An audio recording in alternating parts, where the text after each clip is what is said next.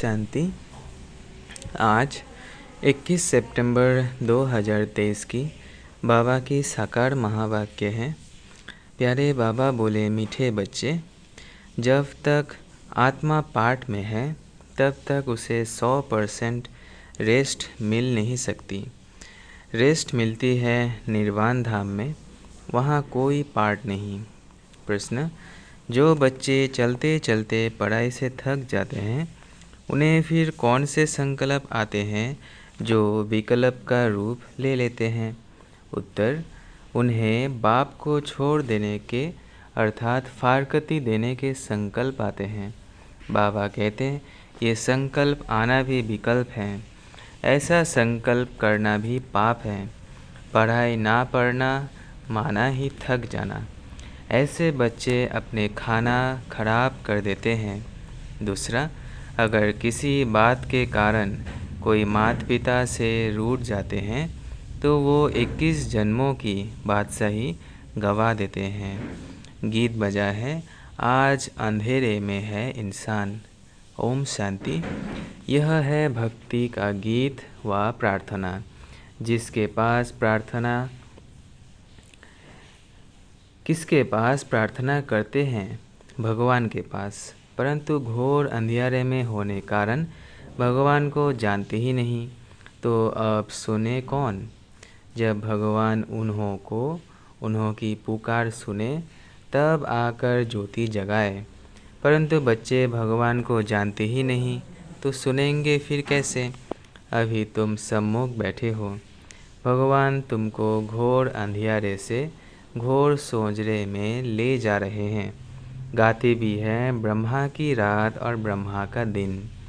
रात में दर दर भटकते भी बहुत हैं। पहाड़ों पर, ठिकानों, मंदिरों, मस्जिदों में जाते हैं, परंतु भगवान मिलेगा कहाँ? भगवान का जन्म भी भारत में मनाते हैं।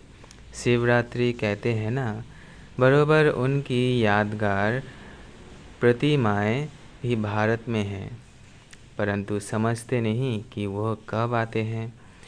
बिल्कुल घोर अंधियारे में हैं। अभी तुम घोर अंधियारे में नहीं हो, तुम नंबरवार पुरुषार्थ अनुसार सोजरे में आते जाते हो।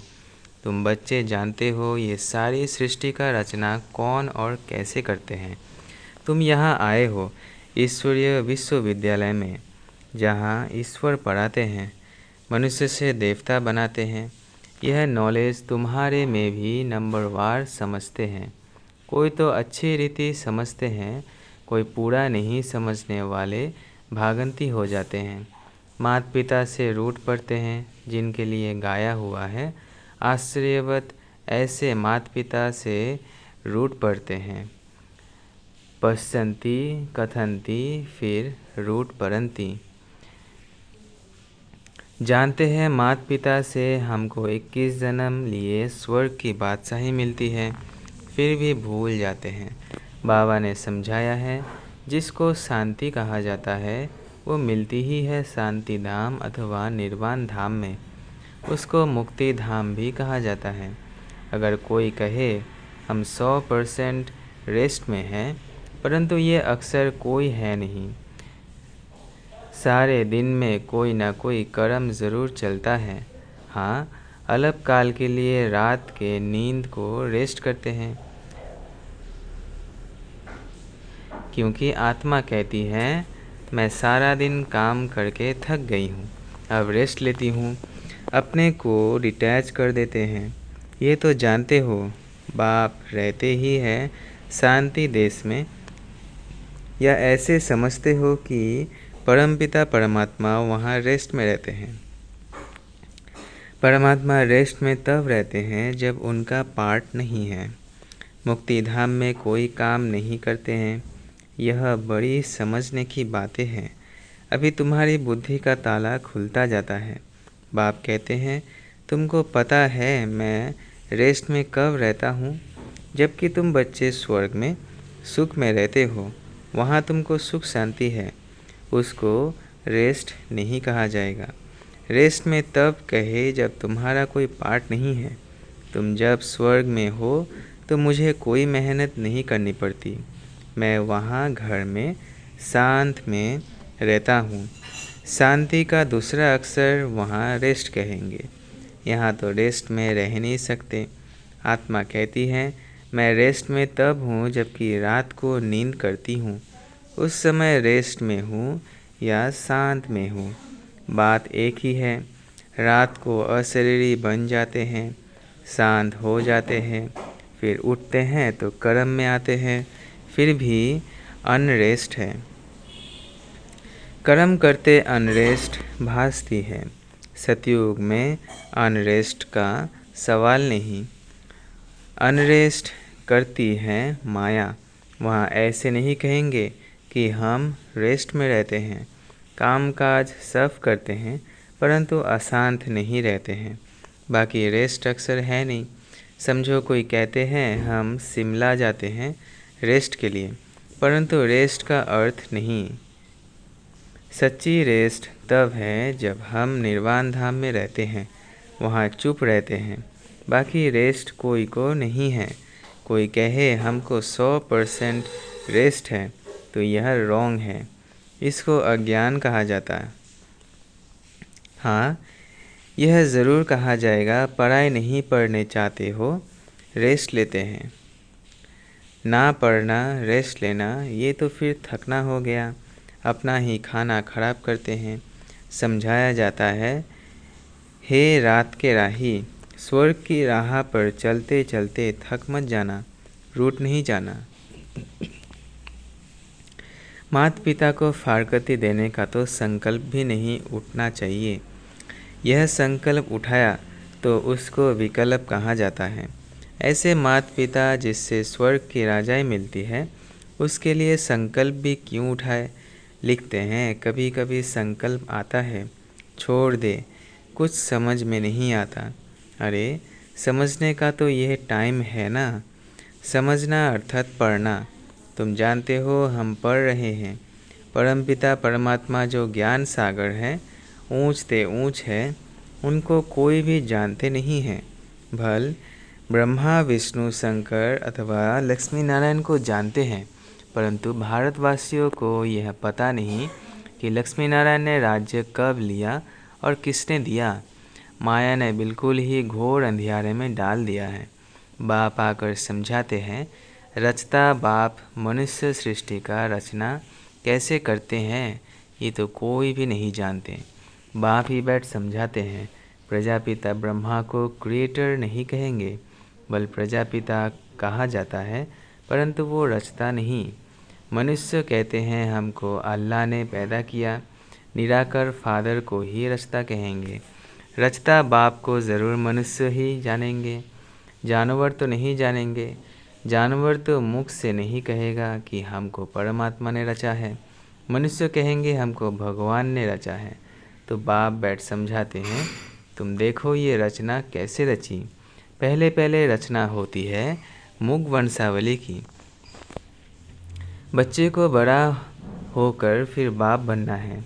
यह बेहद का बाप कहते हैं, देखो मैं भी कैसे रचना रचता हूँ।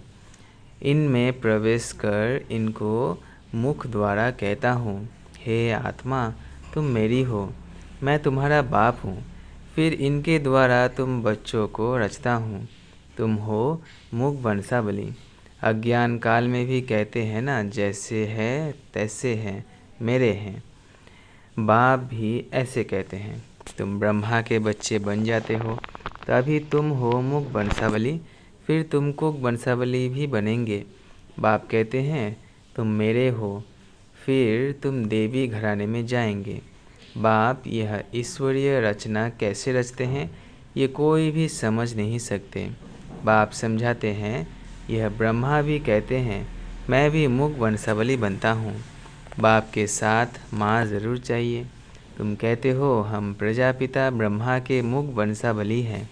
शिव बाबा ने हमको अपना बनाया है, उनको शरीर तो चाहिए ना। शिव बाबा को तो शरीर नहीं है, शरीर का लोन लेते हैं, फिर कहते हैं तुम मेरे हो। इसको कहा जाता है मुग वंशावली। शिव बाबा इस मुख से इस बन्नी अर्थात स्त्री द्वारा कहते हैं कि तुम मेरे बच्चे हो।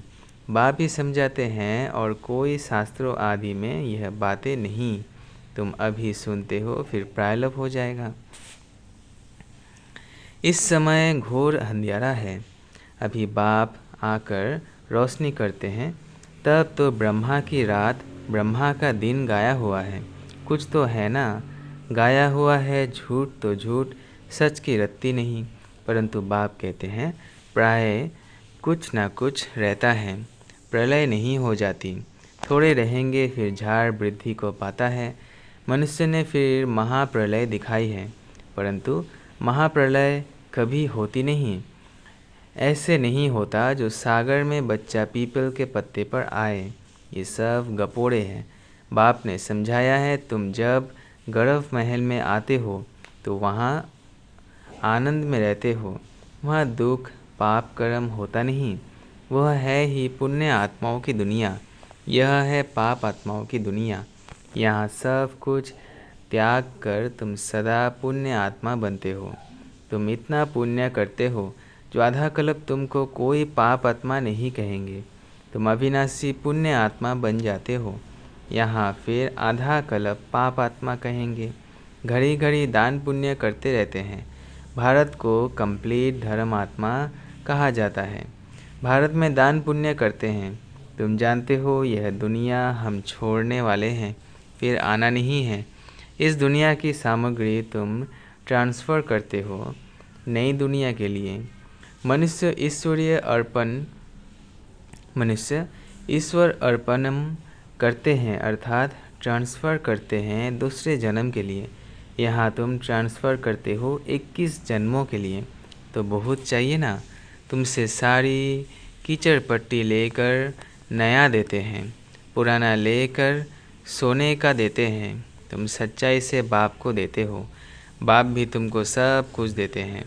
तुम्हारा पार्ट जो चलता आया है यह ड्रामा भी था, ये ड्रामा में था।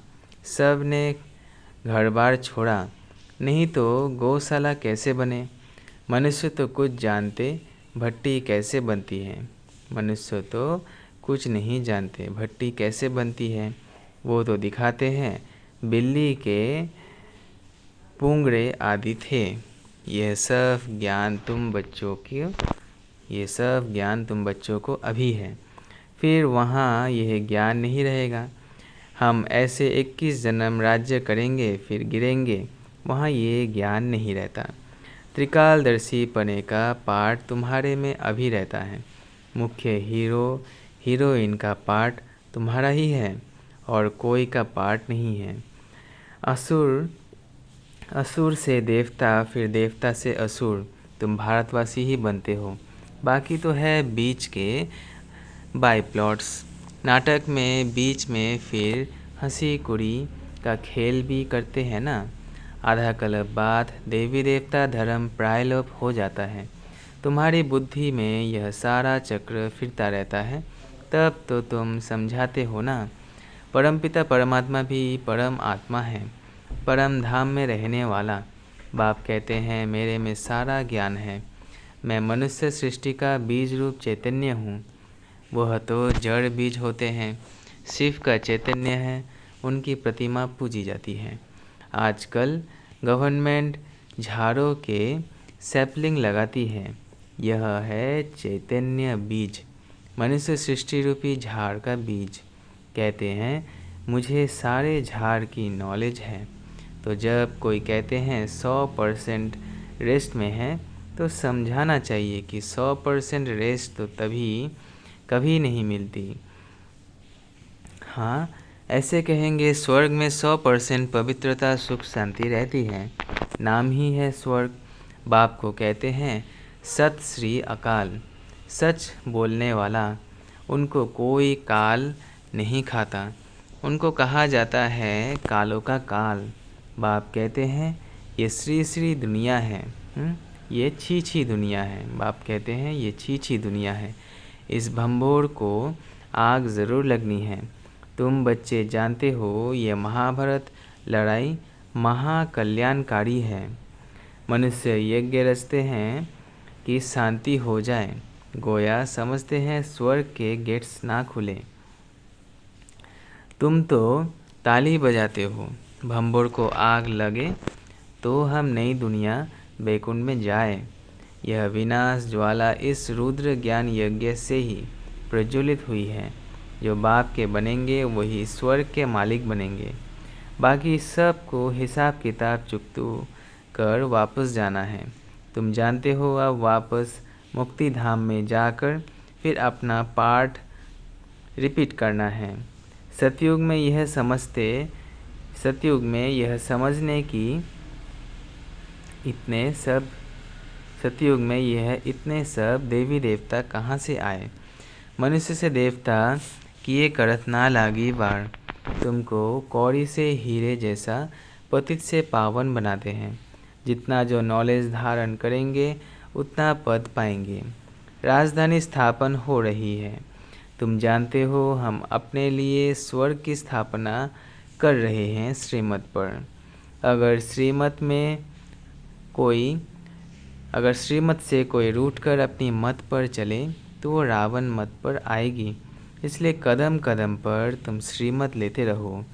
बाप जीते जी तुमको ट्रस्टी बनाते हैं। अच्छा, मीठे मीठे सिकिलधे बच्चों प्रति माता पिता बाप दादा का याद प्यार और गुड मॉर्निंग। रूहानी बाप की रूहानी बच्चों को नमस्ते। हम रूहानी बच्चों की रूहानी माता पिता बाप दादा को याद प्यार गुड मॉर्निंग और नमस्ते नमस्ते नमस्ते। शुक्रिया बाबा, शुक्रिया। धारणा के लिए मुख्य सार पहला, कंप्लीट दानी बनना है। सच्चाई से सब बाप को अर्पण कर नई दुनिया के लिए ट्रांसफ़र कर देना है। दूसरा, जीते जी ट्रस्टी बनना है। कदम कदम पर बाप से श्रीमत लेनी है। कभी भी श्रीमत से रूट मनमत पर नहीं चलना है। वरदान, कंबाइंड रूपधारी बन सेवा में दिखाए जादू का अनुभव, सेवा में खुदाई जादू का अनुभव करने वाले खुदाई खिदमतगार भव। कंबाइंड रूपधारी बन सेवा में खुदाई जादू का अनुभव करने वाले खुदाई खिदमतगार भव। स्वयं को सिर्फ सेवाधारी नहीं लेकिन ईश्वरीय सेवाधारी समझकर सेवा करो। इस स्मृति से याद और सेवा स्वतः कंबाइंड हो जाएगी। जब खुदा को खिदमतगार से जुड़ा कर देते हो तो अकेले होने के कारण सफलता की मंजिल दूर दिखाई देती है। इसीलिए सिर्फ खिदमतगार नहीं लेकिन खुदाई खिदमतगार हूँ, यह नाम सदा याद रहे तो सेवा में स्वतः खुदाई जादू भर जाएगा और असंभव भी संभव हो जाएगा। स्लोगन है, कर्मयोगी बनना है तो कमल आसनधारी अर्थात न्यारे और प्यारे बनो। कर्मयोगी बनना है तो कमल आसनधारी अर्थात न्यारे और प्यारे बनो। अच्छा, ओम शांति, ओम शांति, ओम शांति।